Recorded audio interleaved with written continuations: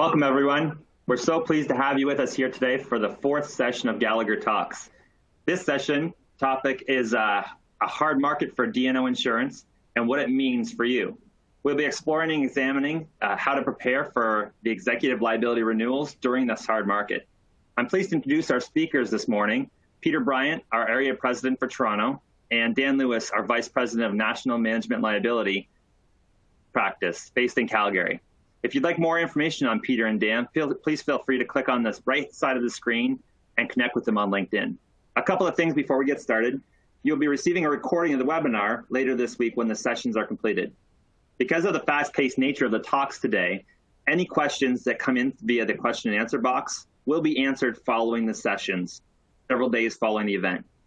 For anyone that's having issues on the line regarding technical difficulties with sounds or video, please use the question and answer box, and the team here will help you troubleshoot your problems. We hope you enjoyed today's topic, and remember, if you're on LinkedIn or Twitter, please share your experience by using hashtag Gallagher Talks. I would also like to mention that we have many more sessions taking place throughout the day covering areas such as construction, fintech, and captives, and more.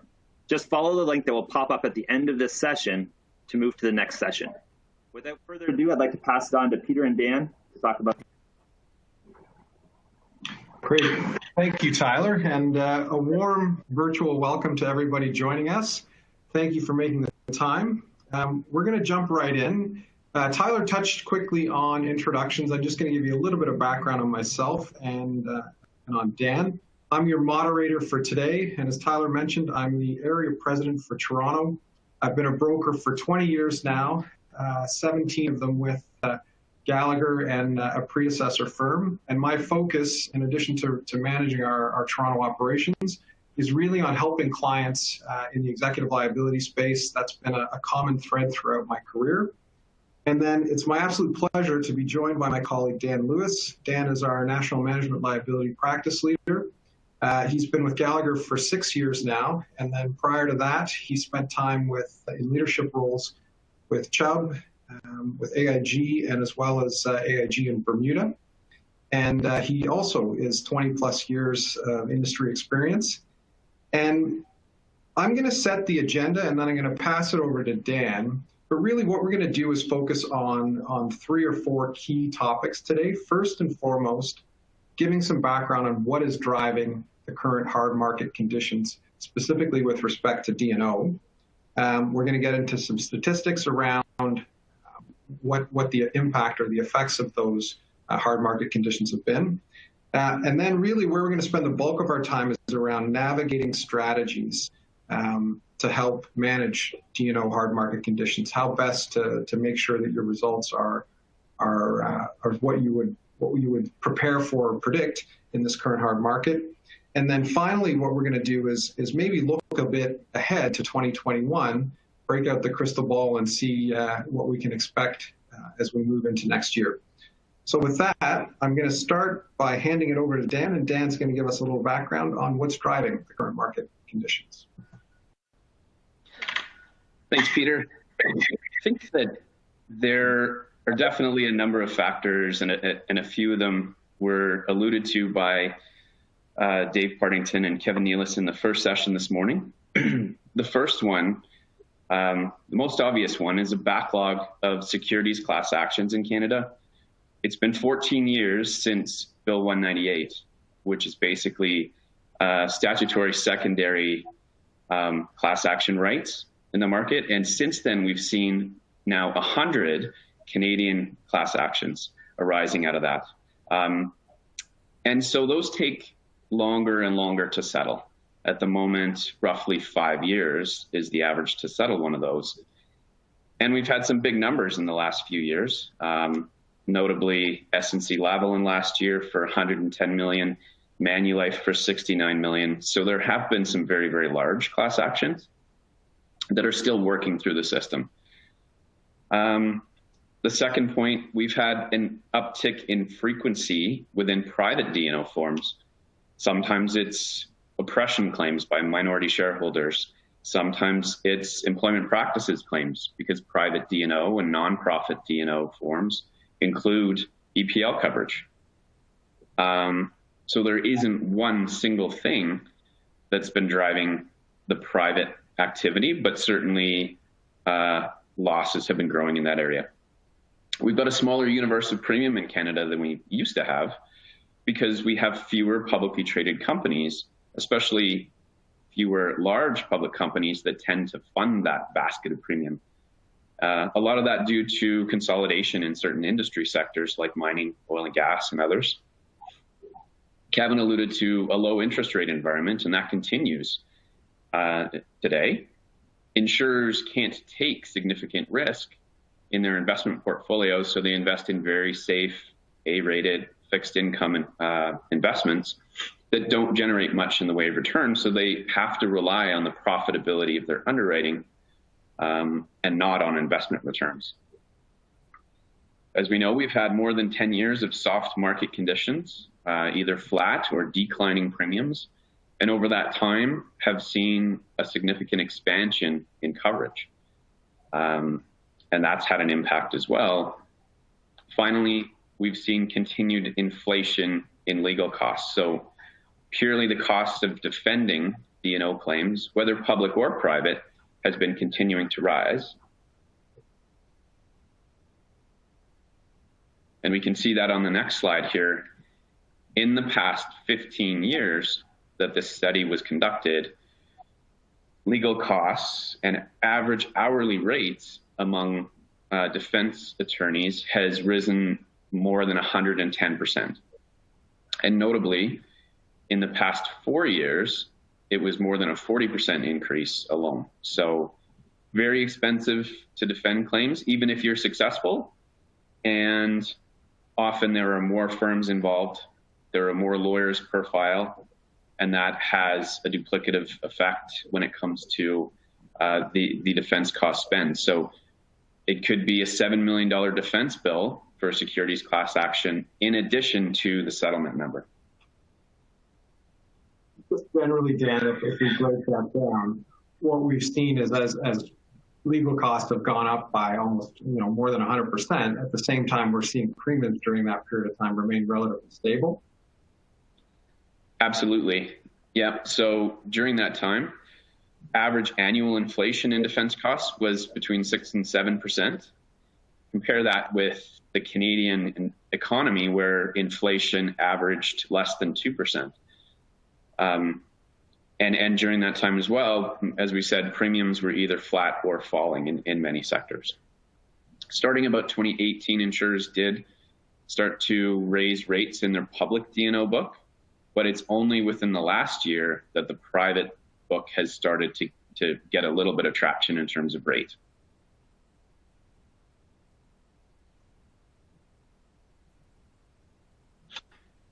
So on this slide here, the Office of the Superintendent of Financial Institutions, so Canadian government regulatory body, you can search insurer results, both for foreign insurers and Canadian insurers, and look at their most recent results by line of business, which is great. And so we just pulled a selection of markets that we deal with. Now, notably, these are only primary results, so they don't include excess results. And they're only taken at a period in time. So there are many ways of measuring profitability, but generally you want a loss ratio that's well under 100%. So because if you're paying out 83%, if you have a loss ratio of 83%, it means you're paying out 83 cents on every single dollar that you're bringing in. And that doesn't include your overhead and your operating expenses. So on average, you would add 30%, give or take, as an expense ratio on top of that number to get to what we call the combined ratio. Yeah, Dan, one of the things that when you look at the slide that is noticeable is the results for the likes of Berkeley and Trisura, which seem to have quite healthy combined ratios. Can you maybe talk about what might be driving their results relative to some of the others? Sure. Often it has to do with the mix of business. One company might have a very heavy concentration in publicly traded business, or larger companies versus smaller companies. And certainly some sectors have performed much better. Notably, nonprofits have done quite a bit better than even private organizations. And as we said, primary public has had issues in the past, so that seems to be slowly improving over time. So I think it really is, risk selection. It is issues like retention and terms and conditions, and really just the breakdown of the book of business from a primary perspective. We would hope that in 12 months' time, if we pulled these same numbers, that the rate taking that these companies have been moving towards will have resulted in a lower loss ratio. So hopefully the industry as a whole looks better from a D&O perspective than it does at the moment.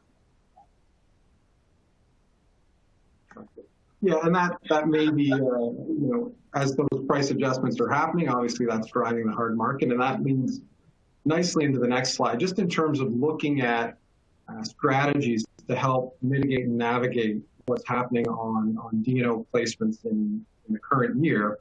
And so really with that, we've broken down 4 strategies: anticipate and prepare, client engagement, comprehensive submissions, and sort of some creative solutions. And we'll talk maybe a little bit about some examples.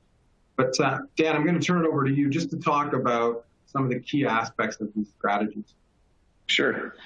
Well, the key is definitely preparing early, but anticipating what insurers are looking at this year. What are their hot buttons? What do they really need to know?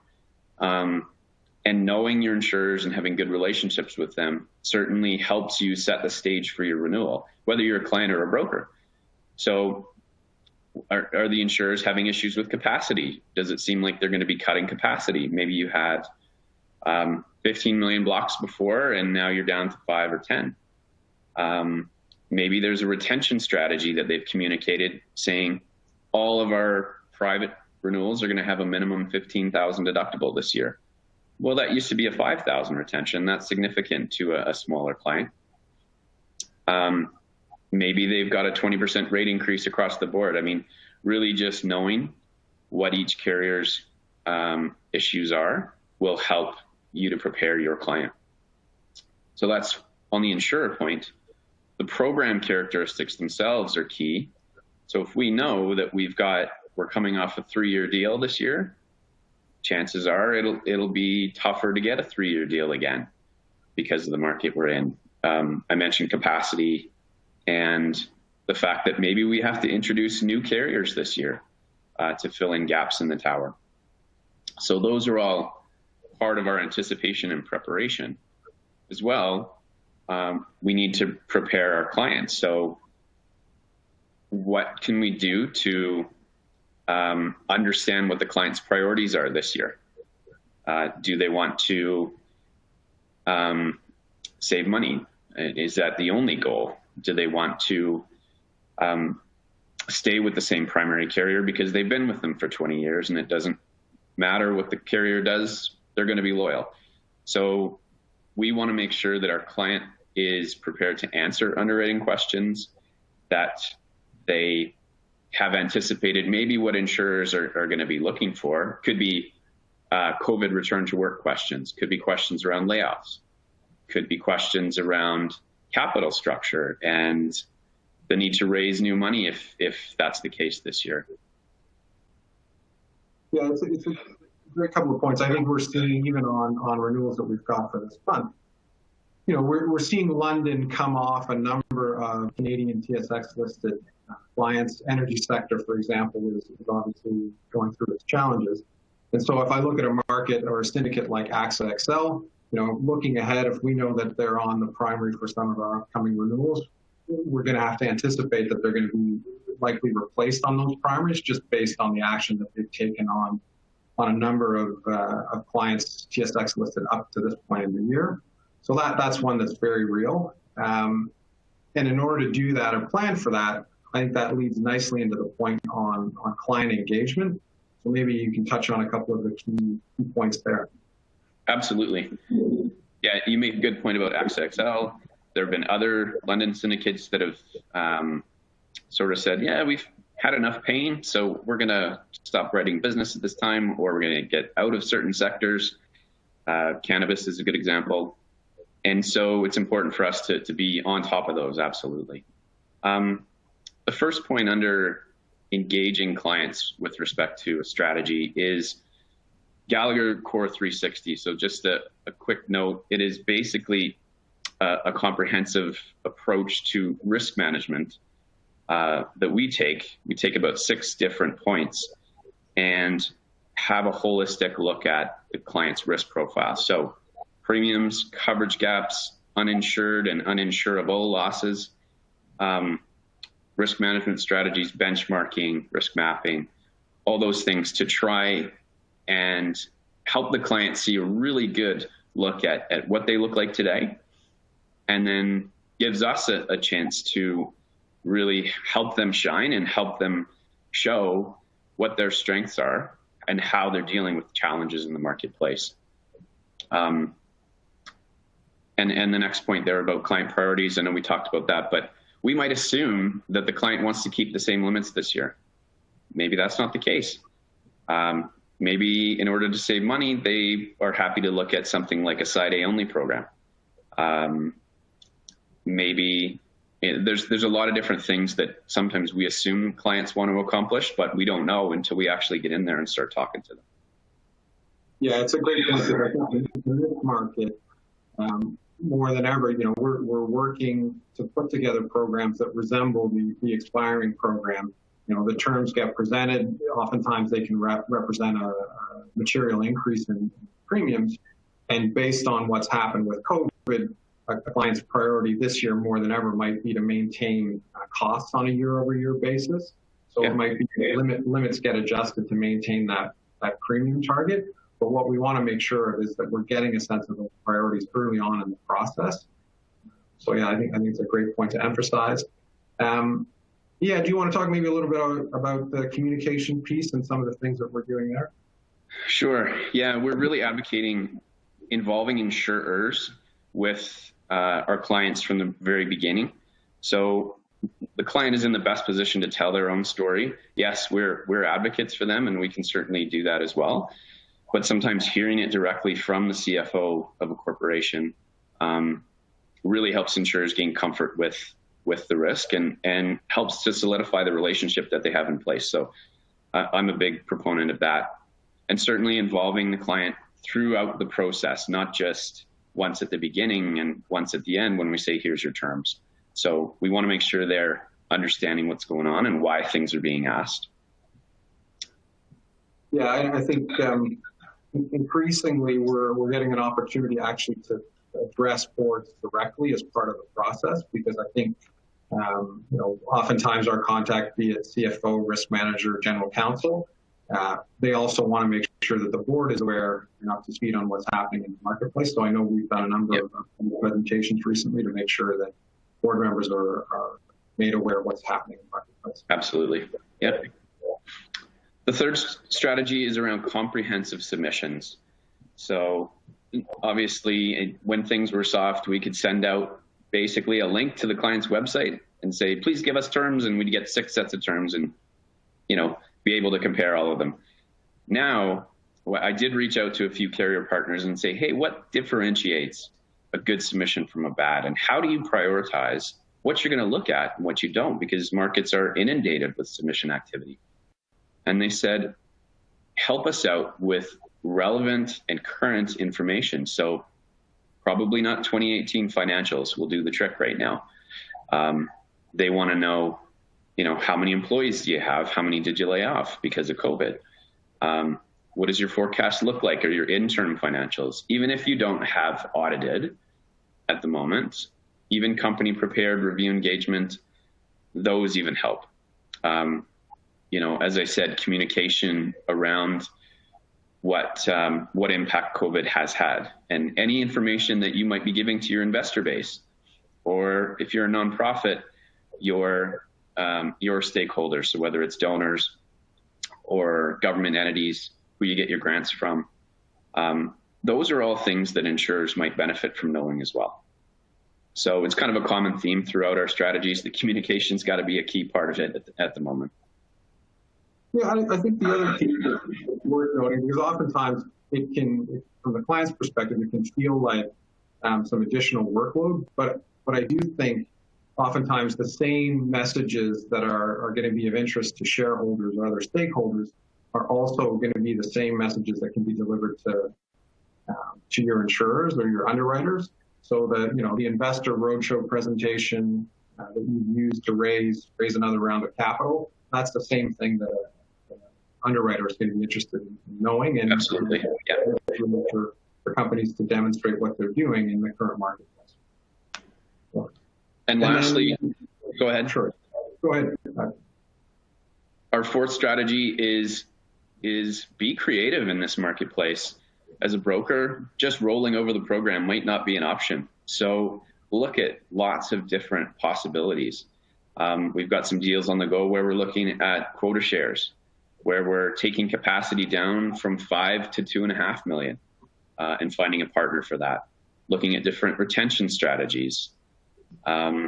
Looking at carriers we've never really used in the past in the US or Bermuda or other places in order to find a solution. So really sort of reaching, it's more work, but hey, we've got to find a solution for the client, and being creative, like I said, maybe trying a side A tower, maybe trying a reinsurance deal that we hadn't looked at in the past, or captive or something, is really required in order to get to the finish line of many of these.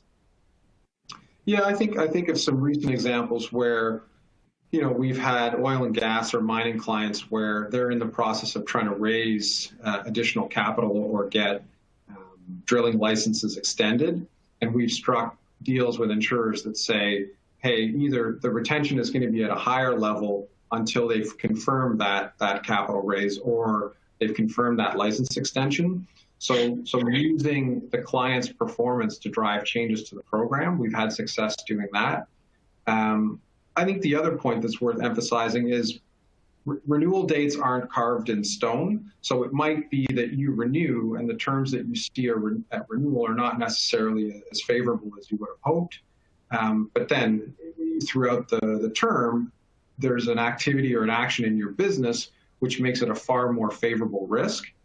There is an opportunity to revisit the market midterm. And not something that we would traditionally do, but in this marketplace, that's one of the things that we're looking at in terms of creative solutions. Absolutely. And then really finally looking ahead to 2021. And in this particular instance, I'd be interested to get your perspective, Dan, on how you think COVID might continue to impact this marketplace, and what some of those things that we need to look for in 2021 might be. Absolutely. I do see rate need continuing in 2021. And when I ask some of our carrier partners, they say the same thing. I think you could differentiate between public and private. Obviously, the rate increases on the publicly traded book have been significantly greater, maybe 50, 100%. Would we expect to see that same level next year? No. If the insurer has completed a major fix to the pricing of that tower and they're still comfortable with the risk, there might be some rate, but I wouldn't consider it to be nearly as high. On the private side, carriers got started a little bit later, increasing rates on that book of business. So yes, where that's a 10% this year, it could be another 10% next year, it could be 20. But on a dollar basis, those premiums are much, much lower. So the baseline $5,000 for a privately held risk, if that becomes $6,000, there's a 20% rate increase right there. So dollar-wise, probably not huge, but percentage-wise, it could be, as well as other changes that we have seen, like the addition of a cyber exclusion to your D&O. Exclusions around COVID-19 related to BIPD, so much stronger language there sometimes. So not just rate, but we do expect some change to terms for sure. And pulling back extensions that previously were throw-ins, expense coverage for derivative demands, for instance, or additional limits or sub-limits that were provided that nobody asked for, but the market came up with as a competitive advantage for themselves. Some of those might be pulled back a tiny bit. We do expect more bankruptcies as a result of COVID-19. and perhaps some more employment practices claims. So age discrimination claims, how were people selected for layoffs?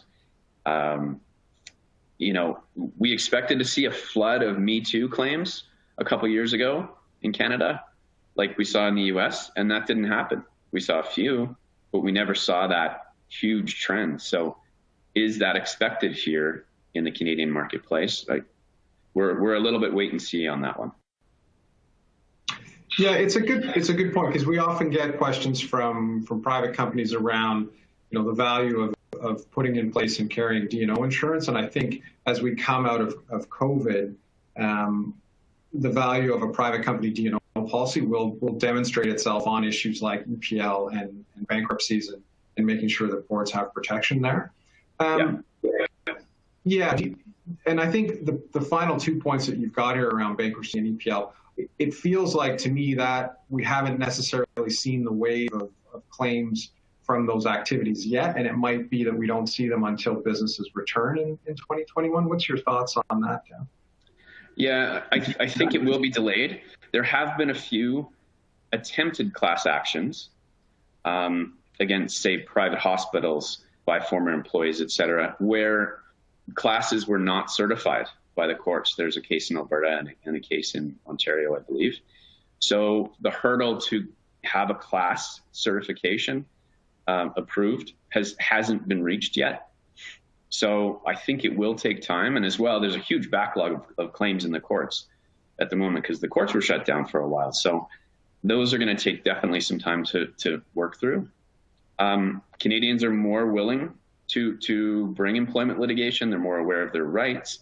They might be claiming larger severance amounts if they were offered severance and that runs out and they still don't have a job. Maybe they're coming back saying, well, you didn't really give me a fair severance, and they want more money. So those are all possibilities. The other unknown for us is shareholder class action or stakeholder class action against companies that didn't properly have protocols in place to deal with COVID. And the other thing I think is data breaches that result in financial loss that turn into class actions, naming D's and O's as well. So I think those are like a Desjardins type scenario. Those are all things that I think we'll keep an eye on this year.